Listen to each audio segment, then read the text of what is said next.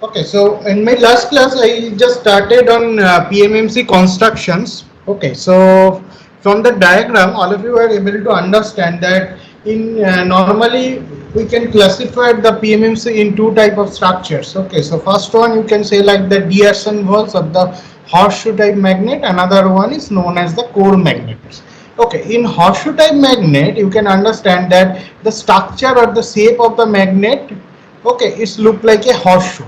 Okay, the the area of the horseshoe, if you observe properly, so you can realize easily.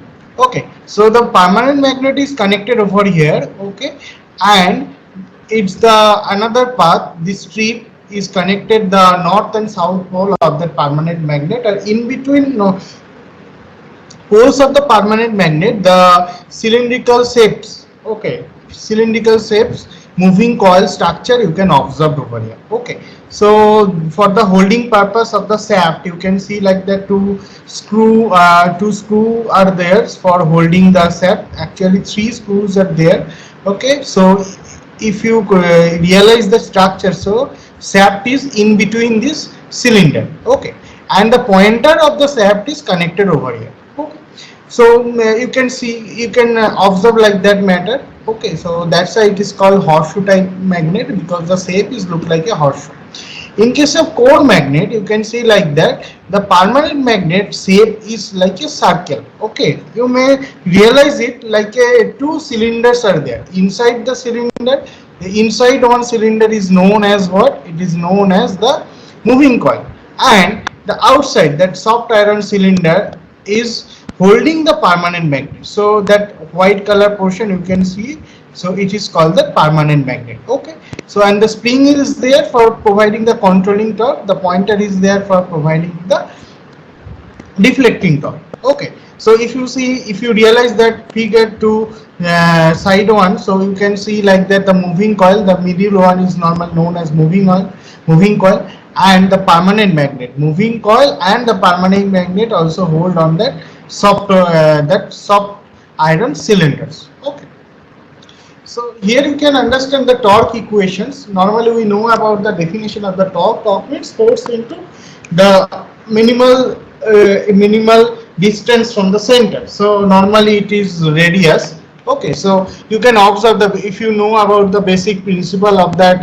basic principle of the PMMC instrument. So where the force are automatically developed due to the like your motoring principle of the DC motor principle manner. Okay, so where the main field flux will be affected by the moving coil flux, and due to the interaction between the main field flux and moving coil flux, so two torques or two torque will be developed that may cause for moving of that moving coil, and the pointer is connected with the moving coil and the shaft. Okay, so shaft is holding the moving coil as well as the pointer. So as per the rotations of the moving coil, the pointer position will be changing. Okay, so you can say like that the basic equations like your DC motor equations, you know about that, the developed force. Okay, you can see over here the pointer, it is your pointer. So white portion, that that that internal cylinder is normally your moving coil. So these two side is your permanent magnet. Okay, and the force is developed here, F and another F. So R is the radius of that cylinder. Okay, you may say consider like a circle. Okay, so I is what? I is the current flows through one turn coil situated in the magnetic field. Because in case of moving coil, what happens if you have the n number of turning of that coil? Okay, for only one coil, the current flowing through this coil value is I ampere. Okay, if it having n number of coil, so definitely the total current flowing through this coil is n into I. Okay, the simple concept. So total developed force, you know about it, BIL. So B is what? B is the magnetic flux density, I is the current flowing through that conductor, L is the length of the conductor, and what is N? N is the number of turns. The unit of that force, definitely it will be Newton. Okay, so both of the direction you can observe that two force will be developed, that F F1, F2. So both are in same magnitude. So total developed force will be there BILN plus BILN. So it is coming to BILN. Okay. So now it is the force, the total force on the each side of the coil of n turns. Okay, so the force to each side act as the radius r and producing a deflecting torque, because we have to because we are considering at the mechanical it's a electromechanical device. So mechanical features means definitely you have to think about the torque. Okay, so we have to think about three types of torque. One is your deflecting torque, another is your controlling torque, and final one the balancing torque, may be like that. Okay, so first the deflecting torque, what happen, you have to calculate it. So if you know the radius of that shaft is what, the radius of the internal cylinder is r, definitely it will come like that, Td developed torque equal to 2 BIL n into r. Okay, so definitely the unit of the torque is your Newton meter. So you can say like that, B, yes, the B LIN into 2, you can multiply the 2 with the r, so that is coming D. D is what, the total diameter of that cylinder of the moving coil. Okay, so total developed torque has come, then BLIN into D. Okay, so in case of what, in case you can say like that, definitely the D is there, so you can say like that L into D, again you know what, you can know that it is coming the area A equal to coming that I into D, or not I, L into D. Okay, L is the length of that cylinder, D is the diameter of that cylinder, so that is coming the area. Okay, so coil D is your coil diameter. The controlling torque exerted by the spiral spring is directly proportional to the deformations or wind up of the spring. Definitely, because you know about that, the controlling force or the controlling torque is what, why it is called controlling torque, because it is control the deflecting torque. So minimal amount of current is flowing through the coil, that may cause for the deflection, but how much deflection will be there, okay, in the electromechanical instrument, that will be decided by the controlling torque. But who will responsible for this controlling torque? Definitely the spiral nature of that spring that is connected, the one terminal of the spring is connected, the shaft, okay, the shaft of that moving coil, another terminal is connected with the surface of that instrument. So what happens, that shaft is directly connected with your moving coil. If moving coil is try to move or try to deflect, means the pointer is try to deflect, definitely it will get the counter force, it will that means the moving coil or the shaft will feel the counter force that is coming from the spiral spring. Okay, so the spiral spring is controlling the deflections of the pointer. Okay, for in equilibrium case, definitely the TD and TC, TD stands for the deflecting torque, TC stands for the controlling torque, that should be same. Okay, at the condition of equilibrium. So that's why it is called the deformations and the wind up of the springs. Okay, thus the controlling torque is proportional to the actual angle of deflection of that pointer. Definitely all of you know that formula is a Plaster level concept. So TC is coming like that, TC equal to K theta. K is the constant, means it's a spring constant, and theta is what, actual angle deflections. Okay, so as per the equilibrium condition, so what happened, the controlling torque and deflecting torques are both are equal. So TC equal to TD. What is the value of TC? That is K theta. And what is the value of TD? It is coming BLN I into D. Okay, simple one. So theta equals to what? BLND whole divided by K into C. So you can say like that, the flux density of that permanent magnet, the length of that moving, the length of the cylinder of the moving coil, N means number of turns, D equals to diameter, and K again it's a fixed, it's a constant value. So all are in fixed for the specific instrument. Okay, so you can say like that, these portions is invariant with any other conditions. Okay, normally you can say like that, it's a constant one. That's why you say like that, you can write in such a manner, theta equal to C into I. Okay, because I is not fixed. This I may change as per the changing of this I. The theta value. The theta value means the theta is angular deformations or angular displacement of that spiral spring. Okay, so that will be decided because I is directly related to what? I is directly related to the current the current flowing through the moving coil. Okay, that is the indications for trending or indications of the movement of the pointer.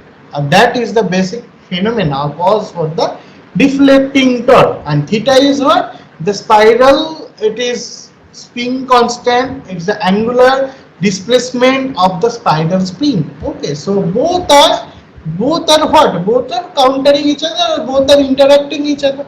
So you can say like that theta equals to C into I.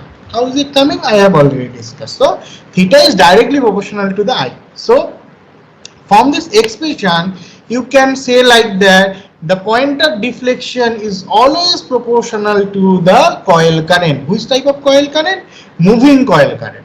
So consequently, the scale of the instrument is linear or the uniformly divided because the deflecting torque is directly proportional to the controlling torque, and the parameters of the minimum, that means the basic parameters of the deflecting torque, it means I, means current, is directly proportional to the theta. So both are directly proportional to each other, theta and I.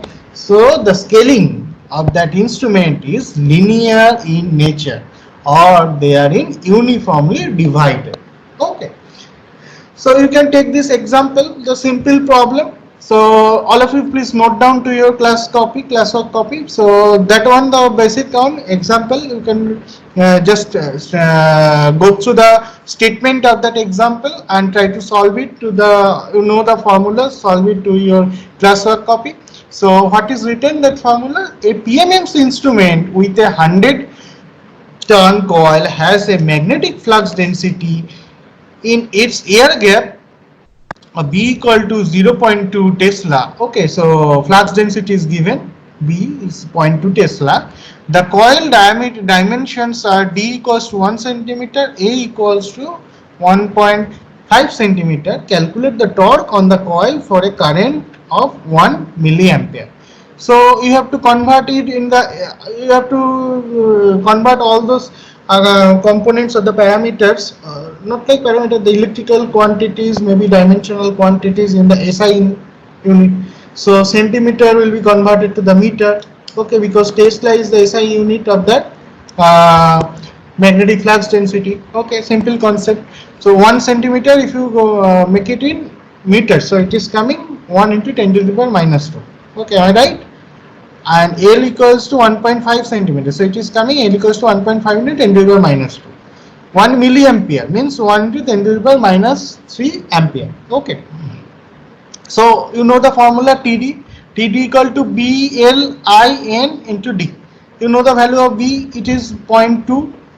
L length is given. Length is given means 1.5 centimeter. So 1.5 into 10 to the power minus 2 into D. D is also be N is given 100, I is given 1 into 10 to the power minus 3, again 1 into 10 to the power minus 3, and D is there 1 into 10 to the power minus 2. So it is coming, deflecting torque is coming 3 into 10 to the power minus 6 Newton meter. It is an SI unit. Okay. So now you know about the basic functions of the galvanometer. So I'm just go through the points. Okay, because this is already in plus 2 level, so I'm just telling you the basic points, because sometimes we are also that means all of the most of the cases of the examples of the galvanometer. So it is what type of galvanometer? Center zero scale type galvanometer. Okay, so that means that two things are there. Okay, so first one is zero, positive side, negative side. Okay, so normal condition for equilibrium, the pointer will be always deflecting, the pointer will be always reach at the set as a 0. Okay, so if actually it is comparing two parameters, if it is one parameters is greater than from the previous one, means set value, definitely it will coming that set value, if the actual value is greater than your set value or the reference value, definitely which type of error will be developed? there will be the positive error. Okay, so you can say like that the deflection in the positive side. If that response value, if the reference value or the set value is greater than the actual value, then what happened? Then sorry, I just wrong the previous one. So previously it is coming negative error. So the deflection will be there in the negative side, and next one means your set value or the reference value is greater than your actual value, then it is coming the positive error. So it is coming positive side. Okay, so as per your convention, so one you can think it as a positive error, another you can think also the negative error. So as per your conventions, okay, there is no such any hard and fast rule. Okay, so what you have considered, that should be maintained throughout the calculations. Okay, so in PMMC instrument designed to be the sensitive to extremely low current level. Okay, you can understand the range of the PMMC instrument. That last class in my last class I told about you that the range is versatile range. Okay, in the microampere range to some milliampere range. Okay, 100 milliampere range, maybe the 1 or 10 ampere range, maybe it can go. Okay, so the simplest galvanometer is a very sensitive the instrument with the type of center zero scale, because in case of center zero scale definitely the system should be very sophisticated. Okay, otherwise it will not, since it will not give you the actual values, there will be some error. Okay, so galvanometer are often employed to detect zero current or voltage in the circuit rather than to measure the actual level. Okay, so normally it is used for measuring the zero current and zero voltage level. Is it in equilibrium condition or not? That it need to be checked. Normally we are using such type of galvanometer in the braking. Okay, so you know about the machines, you heard about the electrical braking of the machines.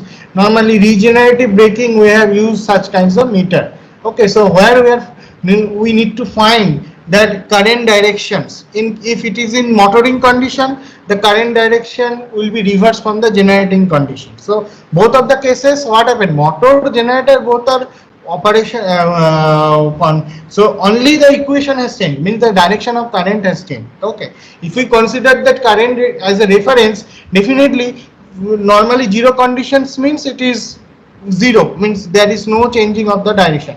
When it is work as a motoring condition, it may be, if it is giving you the positive current deflection, if it behaves like a generator condition, so it will give you the negative current direction, means the current will be coming negative. So in that situation we are using such type of instrument, means it's a very dedicated instrument. Okay, so the most sensitive moving coil galvanometer is Tron band suspension. In my last class I told you the Tron band suspension is much more convenient for any robust and sophisticated using. Okay, the controlling torque is generated by the twisting in the suspension ribbon. Definitely twisting means it's look like a hoop. Okay, definitely the twisting is required. For the greatest sensitivity, the weight of the pointer can create a problem. The solution is by moving a small mirror on the moving coil instead of a pointer.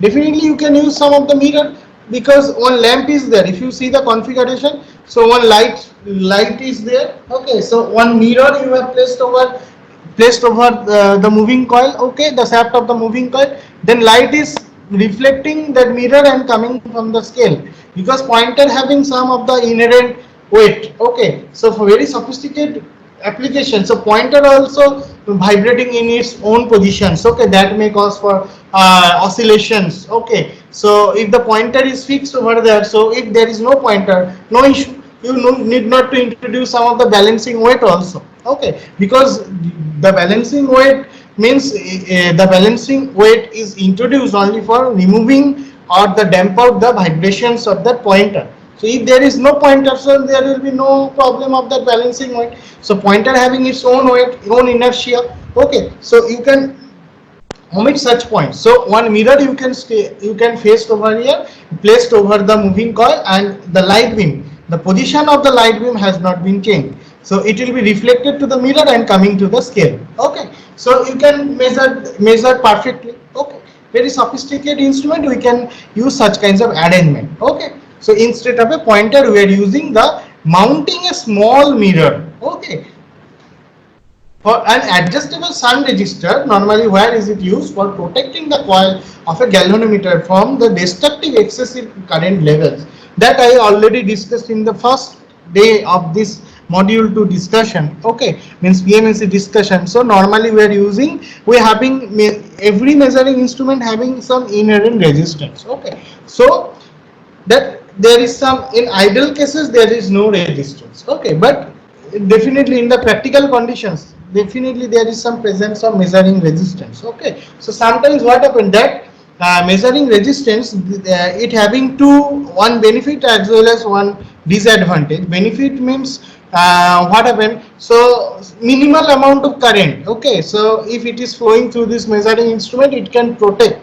Okay, so because high range of currents means what, that may burn out that instrument, because I square are lost, R is too less, so I will be so high, so I square will be too high. Okay, so I square loss will be too high for burn out that measuring devices. Okay, so that's why what happen, we are normally incorporating one shunt resistance over the measuring instrument. So we can, one slider is there, we can move that slider. Okay, so adjusting the shunt resistance value, so how much current you can flow over there. Okay, so it should be the within the range of that measuring instrument. Okay, so initial inherent resistance is also having advantage to a protecting, behaves like a protecting of the instrument, protecting of the measuring instrument. Okay, but it having inherently disadvantage, because due to inherent resistance that may cause for additional potential drop of that instrument. Okay, so IR loss will be there, IR drop will be there. So sometimes what happen, if that, so normally the designer or the manufacturer try to make the device having lesser amount of resistance. Okay, that's the basic motivations. Okay, the resistance value should be less amount. Okay, so in that case you have to use some shunt reactance for maintaining or protecting your measuring instrument. The shunt resistance is initially set to 0, then gradually increase to divert the current through the galvanometer. Definitely 0 means it's a high resistance, so your slightly goes down from high resistance to low resistance side. So slider is there, from high resistance to low resistance side you are gradually minimize that value of resistance, so automatically current passing from that shunt path will be high. Okay, so that's the basic purpose for the shunt field. You can take that example 2. Okay, so you just try to solve this problem to your classwork copy. So what the statement of your example 2, a galvanometer has a current sensitivity of 1 microampere per millimeter. Okay, so and a critical damping resistance of 1 kilo ohm. Okay, so calculate the voltage sensitivity and the mega ohm sensitivity. Simple thing. So range is given 1 milliampere per millimeter. So you have to measure the critical damping resistance 1 kilo ohm. Okay, so what will be voltage sensitivity? Because you know that multiplications of them, because V into I into R. Okay, so I is 1 milliampere, so 1 microampere per mm, and R equals to 1 kilo. So it is coming 1 millivolt per mm. Okay, voltage sensitivity is definitely 1 millivolt by 1 millimeter means 1 volt per meter. It is coming, I think so. Okay, so it is wrong, I think so. Milli cutting, so it will be 1 volt per meter. Okay, so then what is your mega ohm sensitivity? Definitely it will come like that, 1 volt per millimeter. So definitely in resistives, what is the current value? 1 millimeter per 1 milli. Oh, sorry, it is microampere. I'm wrong. Okay, so it is microampere. That's why it has come such a manner. Okay, so 1 microampere per millimeter. So micro means 10 to the power minus 6. Okay, so millimeter it has come. So cancel out. So it is come 1 volt into 10 to the power plus 6 means 1 mega ohm. Okay, so mega ohm sensitivity is coming 1 mega ohm, and it is coming voltage sensitivity. So it is 10 to the power minus 3 minus 6 10 to the power minus 3. So it is coming 10 to the power minus 3 millivolt per millivolt. Okay, simple thing. In AC, in DC ammeter, so what happens, in ammeter is always connected in the series with the circuit in which the current to be measured, because you all of you know about it. In case of ammeter, the ammeter normally connected with the series with your resistance, okay, because series with the circuit, okay, so directly current is flowing passing through that ammeter. So to avoid affecting the current level in the circuit, the ammeter must have the resistance much lower than the circuit resistance. Okay. So if ammeter having, because it is connected in series, then if it is high resistance in the ammeter, then what happen? So definitely there is some drop. Okay, definitely there is some drop because R is significantly high and current also in series. If the R means internal resistance of the ammeter is significantly high and current also connected in series, definitely IR value will have the significant number of potential drop. Okay, so that's why the internal resistance, that means manufacturer always trying to design the ammeter having much lower than the circuit resistance. Okay, that's the basic concept. For the large current, it is normally for the nominal range of current, means normal situations. For the large current, definitely the instrument having less resistance. So what happened? What you need to do? The instrument must be modified so that most of the current to be measured is shunted, means a very low shunt resistors around the coil of that meter. So in case of, because ammeter having very less resistance, very less internal resistance, so if you want to measure large current, then what happen? So the most of the current should be bypassed from this actual path. Okay, so otherwise ammeter will be burned out. So low value of shunt resistance will be connected across the coil of that meter. Okay, only small portions of the current is passing through the moving coil. Okay, that's the basic reason for getting or ranging the high values of the current. Okay, or the large amount, measuring of the large amount of current for a standard DC ammeter. So you can see that configurations. A DC ammeter consists of PMMC instrument and a low resistance shunt. So it is your meter. So current terminal, these two are the current terminal, ammeter shunt is given. So voltage terminal, so it is connected over here, RS. So your meter is connected in the series, so current is coming, then passing through that point, then it is coming like that. Okay, so definitely if you see the diagram, so it is coming like that. RM is internal resistance of the ammeter, it is deflecting pointer, it is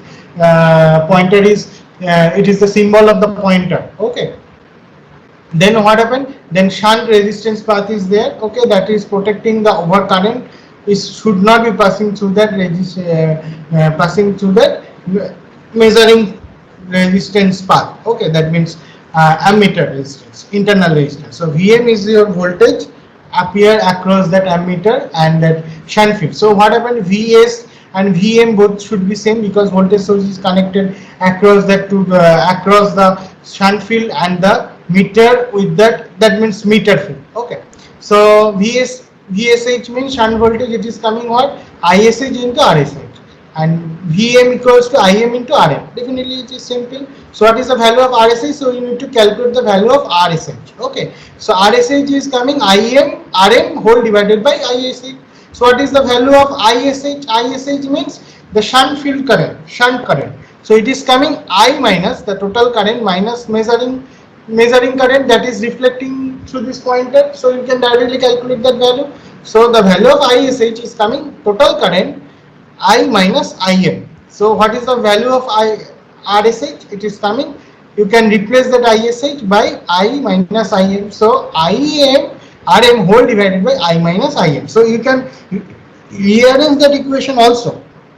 So equals to, you can write down, it may be write down that RSH equal to Rm whole divided by I by Im minus Im by Im. So it is coming I by Im minus 1.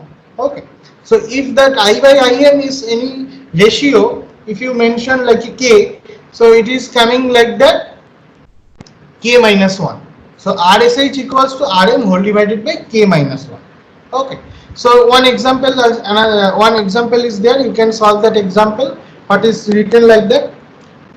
Please, all of you go through that problem.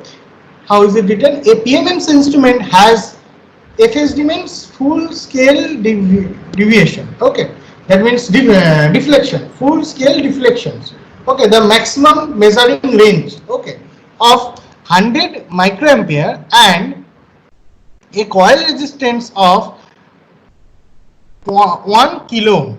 Okay, so calculate the required shunt resistance value to convert the instrument into an ampere with a FSD. Means full scale deflection is 100 milliampere and FSD equals to 1 ampere.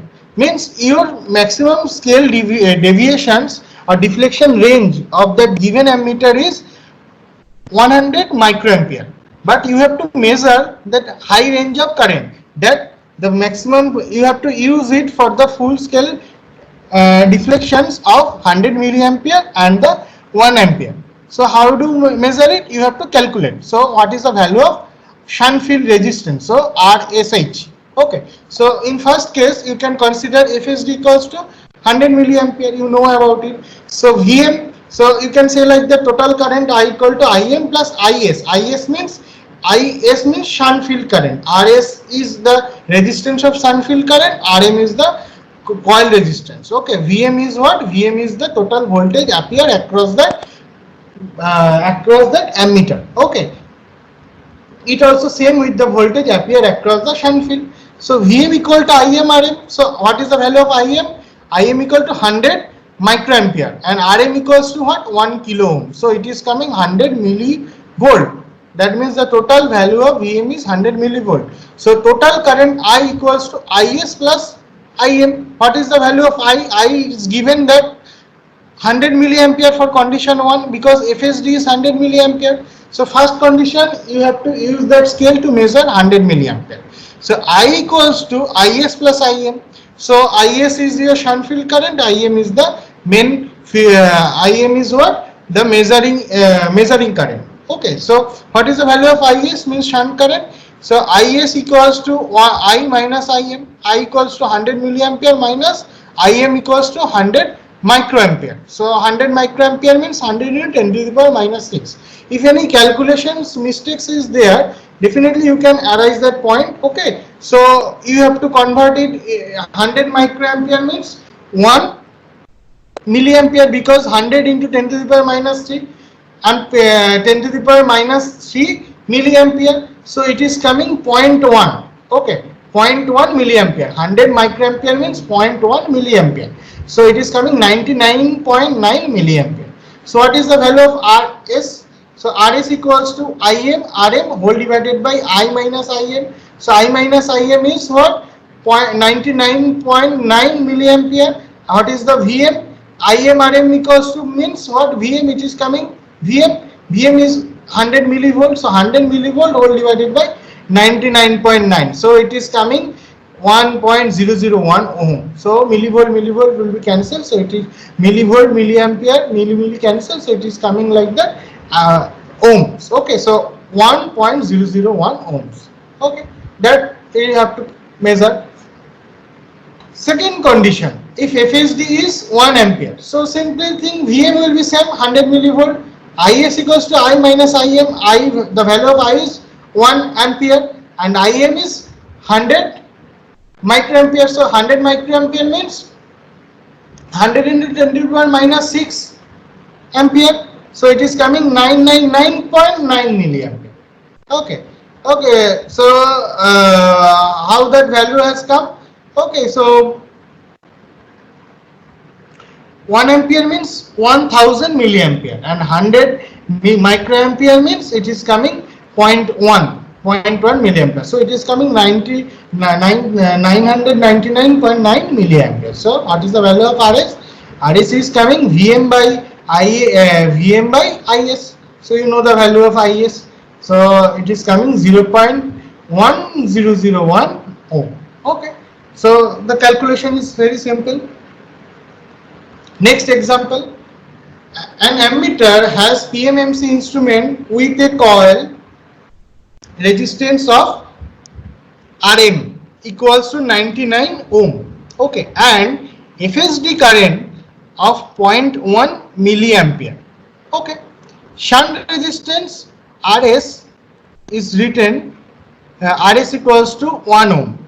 Determine the total current passing through that ammeter at FSD, means normal condition, then 0.5 FSD and 0.25 FSD. That means the reverse problem from your previous question. Okay, so meter voltage is given Vm equal to I into R. So FSD is given 0.1 milliampere into 99 ohm. So it is coming 9.9 millivolt.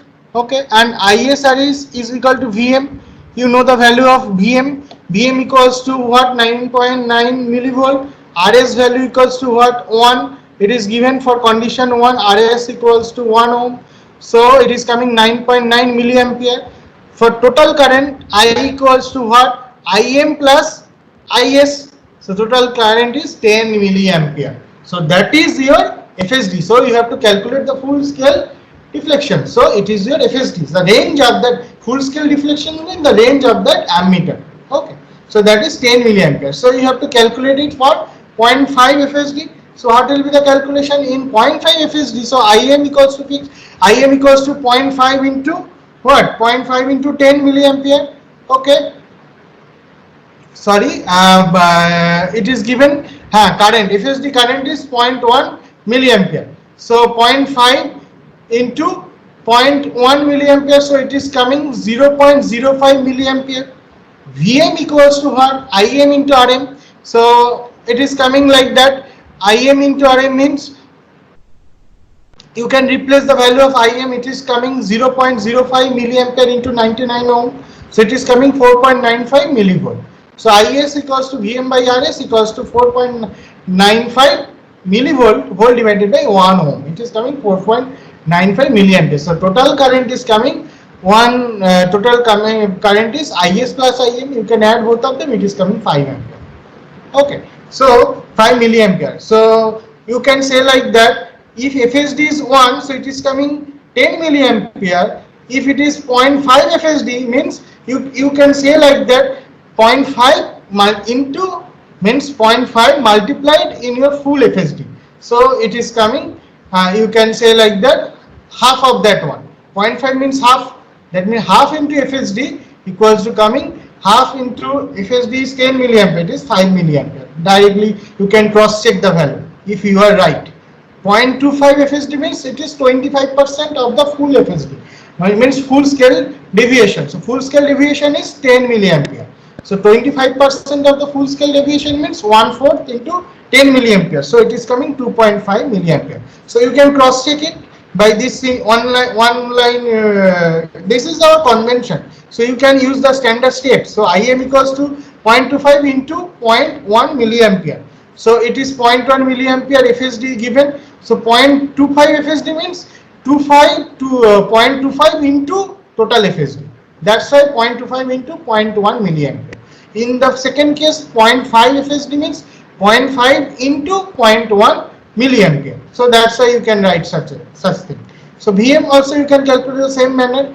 Okay. Also, the rest of the portion means Is. Okay, and you can calculate the total current I equal to Im plus Is. So it is coming 0.25 milliampere.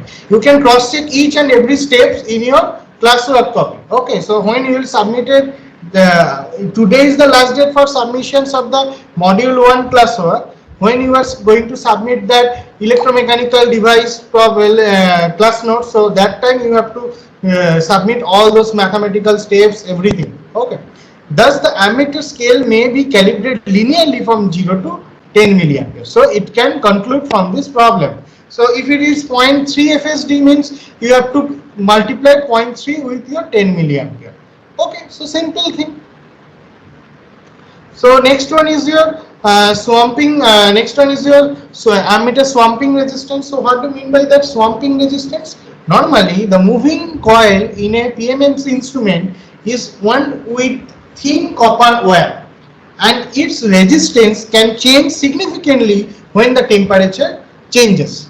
That also been discussed in my first class. Okay, the significance of the swamping resistance, because that resistance is not so high, it is small. Also, repeated, it is rigorously, it is calculating. That means what? That spontaneity operations of your device, that may cause for current on, current off, not like current on, current off. So that may cause for continuous current flowing through this meter resistors. So that may cause for additional energy, that may cause for additional loss. Okay, so I square at T in Joule square law. Joule square means heat generation. So that heat may cause for changing of the temperature. So all the things is a resistive, so positive temperature coefficient, you can say like that. Due to the changing of the temperature, resistance may change. So that's the motivation for using swamping resistance, for maintaining the internal resistance. In any cases, make it fixed. Okay, so the constant resistance you have to add, that is normally made by manganese or the constant tan, is connect in the series with the coil. The manganese and the constant and having the resistance temperature coefficient very close to 0. That means it is normally negligible temperature coefficient. Okay, means it maintaining almost 0 resistance. So current, there will be no changing of the current through this path. Okay. So the heating effect of the coil current may be enough to produce the resistance change, which will be introduce an error. That's why the ammeter shunt, that's why you are using that swamping resistance for minimizing that error. The ammeter shunt must also be made of manganese or the constant tan to avoid the shunt resistance variation with the temperature. Same thing also happened for this shunt resistance. Okay, so main resistance, meter resistance is connected the series with the coil resistance and the swamping resistance, and it is your shunt resistance. It's also made by that constant tan. Okay. Then you can see that multi-range ammeter. Multi-range ammeter means normally multiple resistance you can, it's like your multimeter. Okay, so multiple resistance you can say like that connected in shunt mode. Okay, so for different value you can change the positions of that switch. Okay, and you are able to measure the unknown values of, sorry, you can able to measure the current of that circuit. Okay, so as per your requirement you can change that path and you can able to measure that value. Okay, so I think it is enough for today.